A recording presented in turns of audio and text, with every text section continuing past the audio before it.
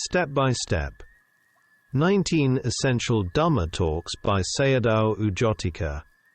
Talk 9. The Four Satipaṭṭhānas. There is also an interpretation of contemplation of Dhamma, Dhammanupassana, as contemplation without differentiation between mind and matter, simply contemplating the arising phenomena. Here, Dhamma means all phenomena. He explains the four Satipaṭṭhānas and their relationship to human character. Sayadaw taught that a yogi may contemplate any one of the four Satipaṭṭhānas, according to one's preference and temperament.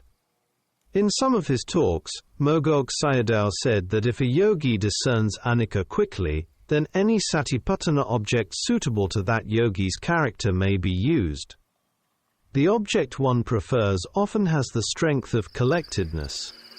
First, establish sati with anapana. After that, contemplate whatever arises from the six sense doors.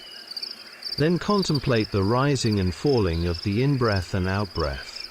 Today, contemplate the rising and falling of all dhammas. According to the teaching Dasana, 3 sub-moments are mentioned: arising, presence, and dissolution.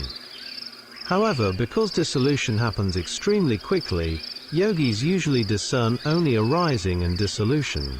If you are watching and observing non-sameness, you will discern dissolution. When contemplating painful feelings, unbearable pain indicates clinging to self. During eating, what is difficult to contemplate is thinking. As explained earlier in the detailed discussion on eating,